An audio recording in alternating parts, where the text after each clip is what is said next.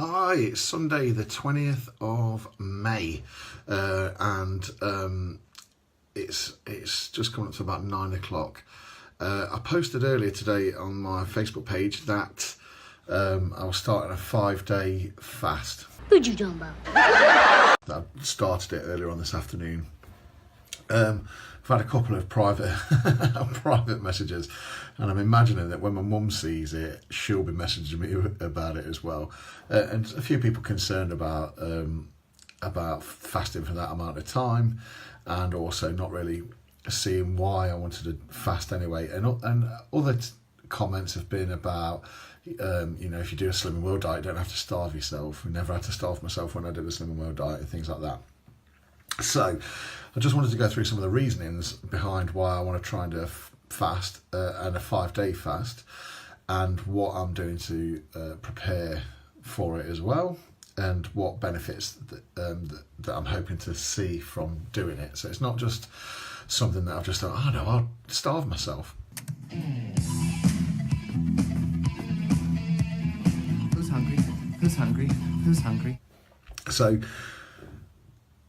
number one is, first of all, I'm not just eating an average sort of carb-based diet. So I'm not having carbs very much at all. And I've been in ketosis now for about 3 months. So my body is now fat adapted. So your body can use two types of fuel. It can use glucose, which is sugars. So things that are in carbohydrates, actual sugar, glucose, and that kind of stuff. Your body can use that, and that's generally what most people's bodies are using. And it can also use fat as a fuel. So the ketones that are released from the liver can be used as a fuel source for your brain and your muscles. Now, when you first flip over from eating carbohydrates to low carb and high fat, it takes a while for your body to adjust. And some people get a thing called keto flu, which is like a feeling of being a bit tired and lethargic, and it's because the body's changing from its, I'm 42, I've spent 41 and a half years of, more than that, of eating sugar, and my body using sugar as its main fuel source. The body doesn't care between the two. If anything, I feel better being in ketosis. I feel my mood's better. So once your body is using that fat, then let's say I was in ketosis for a couple of weeks, and then I started eating I'd eat something sugary. Smells chocolatey, eh? Now, eat it. I don't want any. Thank you. Eat it! My body would want to go straight back to using glucose, because it's efficient at burning glucose as fuel. But it stores fat. Glucose stores fat.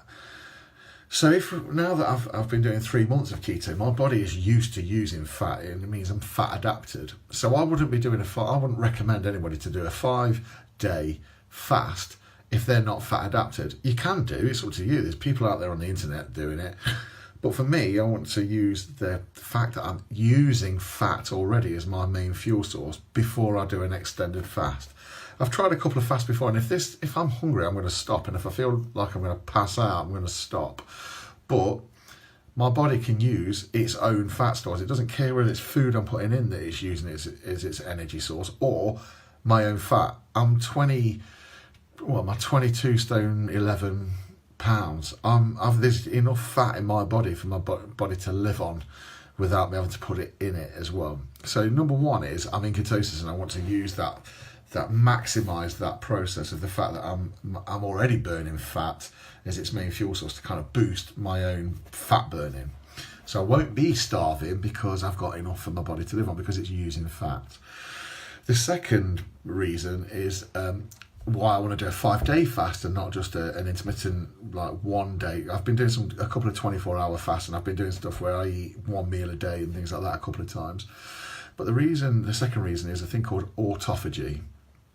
Now, I'm not a scientist, and I'm going to post some videos underneath this post with some links to fasting and explanations of certain things. But autophagy basically is about your cells and your cells regenerating themselves and using it as almost like like a repair system, so they can take all of the damaged cells and it goes back in itself and sort of reproduces them, so you've got healthier cells, and it's about rebuilding healthy cells. Now you can get that doesn't happen straight away, and you need to give your body time in fasting to be able to get into that autophagus state where it can start burning and regenerating its own cells.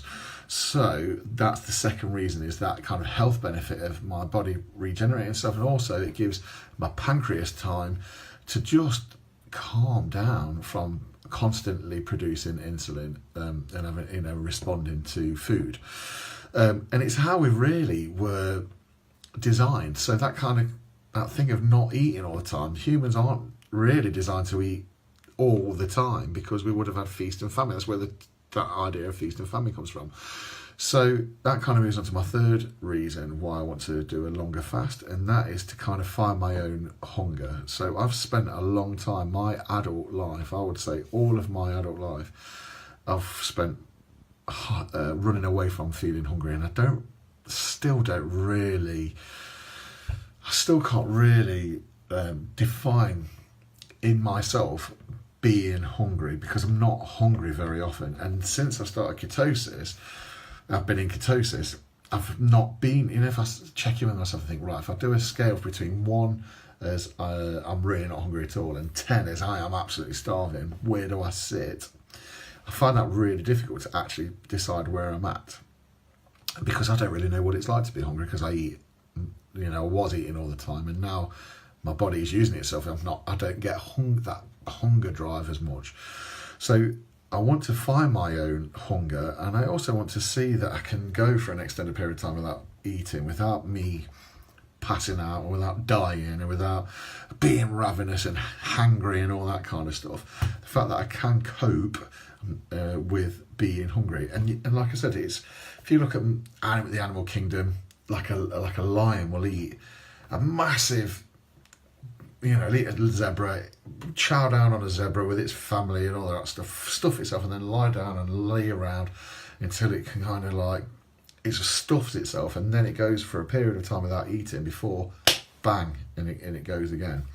And humans were, up until recently, our kind of evolutionary kind of thing, that's how we lived. We'd have times when we'd have food and we'd eat, and there were times when we didn't eat, and my body is stored fat. You know this, you know that your body stores fat for later on because it thinks you might starve.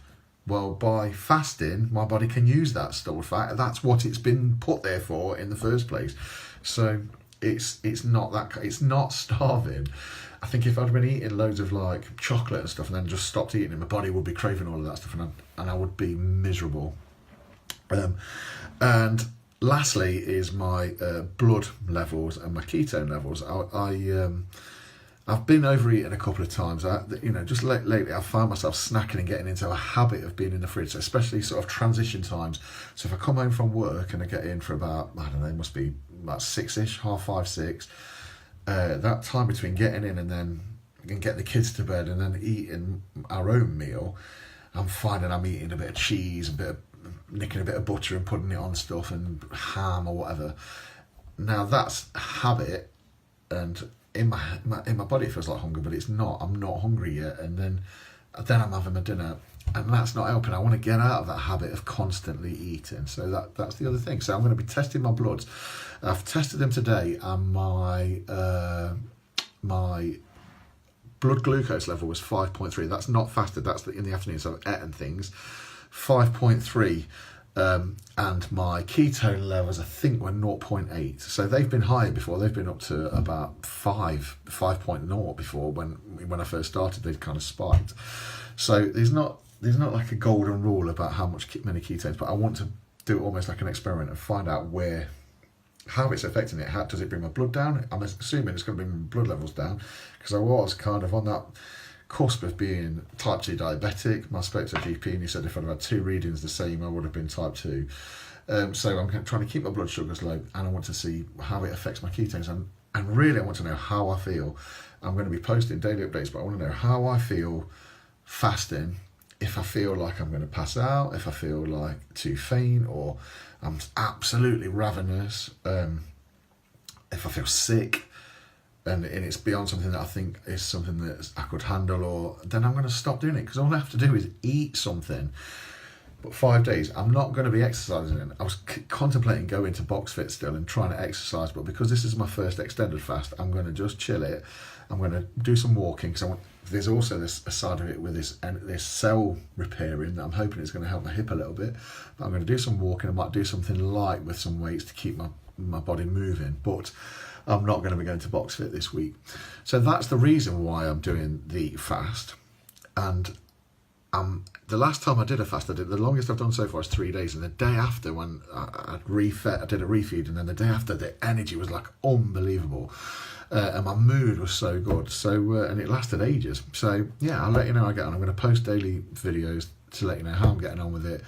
I think the biggest thing is going to be boredom, because there is an entertainment factor about eating and preparing and thinking about food all the time.